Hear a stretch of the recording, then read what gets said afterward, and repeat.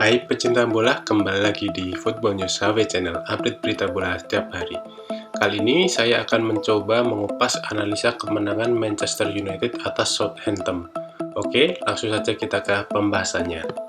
Manchester United kembali melanjutkan tren positif mereka. Setelah mendapatkan kemenangan atas Liverpool pekan lalu, kali ini MU mendapatkan kemenangan keduanya di Liga Inggris musim ini setelah mengalahkan tuan rumah Southampton dengan skor 0-1. Bermain di St. Mary's Stadium, MU sukses membawa pulang 3 angka setelah Bruno Fernandes mencetak gol pada menit ke-55 memanfaatkan umpan dari Diogo Dalot. Lantas, apa yang membuat MU mampu mengalahkan Southampton pada pertandingan ini? Yuk kita bahas pertandingan tersebut. Dalam pertandingan kali ini, Ten Hag tidak merubah susunan pemain sama seperti ketika MU menang atas Liverpool. Ten Hag tetap menggunakan formasi 4-2-3-1 di mana David De Gea masih menjadi kiper utama, kemudian ada 4 back MU yaitu Dalot, Varane, Martinez, dan Malaysia. Di lini tengah, duet Eriksen-McTominay masih dipercaya Ten Hag sebagai double pivot. Sementara, Bruno Fernandes tetap menempati pos gelandang serang yang diapit dua winger yaitu Sancho di kiri dan Elanga di kanan, serta menempatkan Rashford sebagai penyerang tengah. Kita beralih ke analisa permainan dari MU. Dalam analisa permainan ini, saya akan membaginya menjadi 3 fase yaitu fase bertahan, fase build up, dan fase menyerang. Analisa yang pertama adalah fase bertahan. Dari segi pertahanan, MU menggunakan formasi 4 back yang akan berubah menjadi 5 back dengan McTominay turun menjadi back ketika Southampton melakukan tusukan dari sayap atau melakukan crossing. Pada pertandingan ini, Southampton berusaha memanfaatkan faktor kelemahan fisik Martinez. Southampton menempatkan penyerangnya di area Martinez dan memberikan bola direct yang mengarah ke area Martinez tersebut. Hal itu dilakukan dengan tujuan penyerang mereka mampu memenangi duel udara dan memanfaatkan second ball apabila bola lepas. Namun, cara tersebut dapat diredam oleh Martinez yang mampu mencatatkan 100% menang duel area. Martinez mampu memenangkan 5 kali duel area. Martinez juga mampu keluar menjadi man of the match. Southampton juga berusaha memanfaatkan kelemahan utama MU dalam 3 pertandingan terakhir mereka, yaitu adanya gap antara posisi bek tengah dan bek sayap mereka. Southampton menempatkan gelandang serang mereka untuk mengikat McTominay dan menempatkan bek sayap mereka untuk melebar dengan tujuan memancing Malaysia untuk ikut melebar.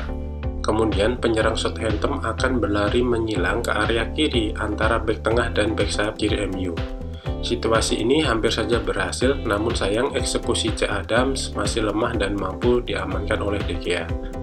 Setelah situasi tersebut, Ten Hag nampaknya menginstruksikan gelandang dan wingernya untuk lebih rajin dalam menutup ruang di area sepertiga lapangan mereka. Analisa yang kedua adalah fase build up. MU terlihat masih lemah dalam membangun serangan dari bawah, namun sudah mulai membaik.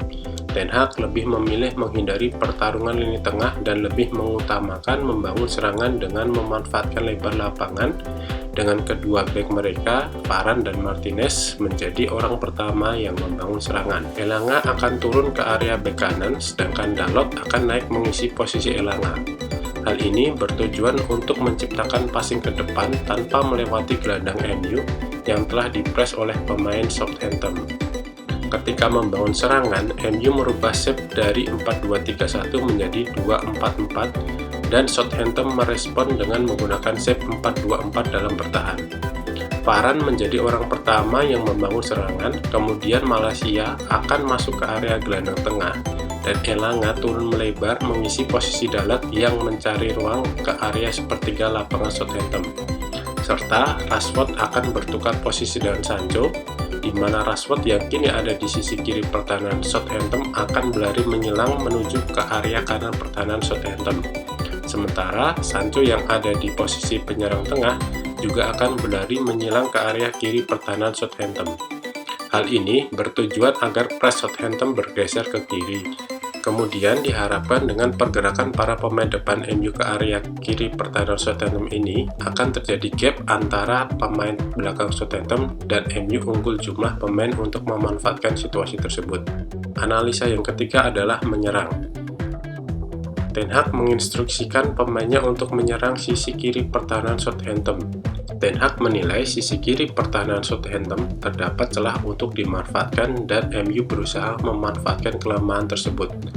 Hal ini dibuktikan dengan distribusi bola dari pemain MU yang mayoritas mengarah ke sisi kiri pertahanan Southampton.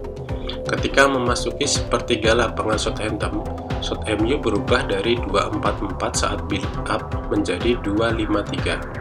Southampton pun merespon merubah shape dari 4-2-4 menjadi 4-4-1-1. Bruno akan masuk ke area penalti lawan sehingga mengikat bek tengah lawan. Sancho dan Rashford bertukar posisi dan masing-masing akan mengikat bek kanan dan bek tengah Southampton.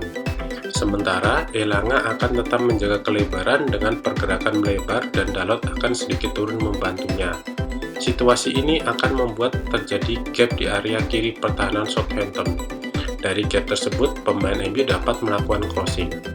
Pada babak pertama, skema tersebut mampu menghadirkan beberapa peluang, namun sayang belum ada gol yang tercipta. Pada babak kedua, Southampton menyadari kelemahan tersebut dan berusaha menutupnya. Namun, Ten Hag sedikit menambahkan skema tersebut dengan kombinasi passing segitiga pendek dan cepat.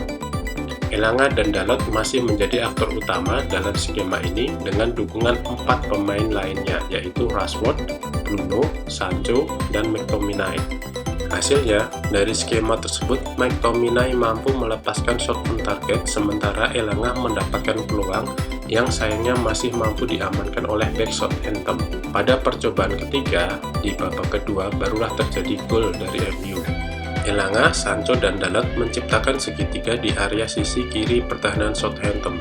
Elanga yang turun melebar memberikan passing pendek kepada Sancho dan melakukan lari menyilang masuk ke tengah pertahanan Southampton. Sancho yang turun menjemput bola berhasil mengikat bek tengah dan bek kiri Southampton yang mengakibatkan Dalot bebas tanpa penjagaan dari bek kiri Southampton.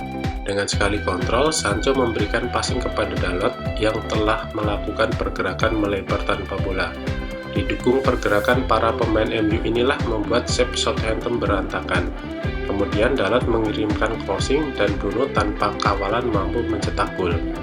Selain karena shape yang berantakan, gol ini juga akibat kesalahan bertahan individu gelandang Southampton yang tidak cover pergerakan Bruno. Setelah gol tersebut, Southampton memberikan respon untuk mengejar ketertinggalan. Respon dari Southampton adalah dengan memanfaatkan crossing dan menumpuk pemain di area kotak penalti MU. Sempat terjadi momen di mana pemain MU kalah jumlah di kotak penalti karena Elanga telat turun dan mengakibatkan Dalot dalam posisi 1 lawan 2 saat akan menghadapi crossing. Hal itu disikapi Ten Hag dengan memasukkan Casemiro dan menggeser McTominay sedikit ke kanan untuk mengcover area Dalot. Dari analisa di atas dapat disimpulkan bahwa pemain MU mulai memahami strategi yang diinginkan oleh Ten Hag. Pemain depan MU pun mulai rajin membantu pertahanan dan mulai rajin bergerak turun untuk membantu build up serangan.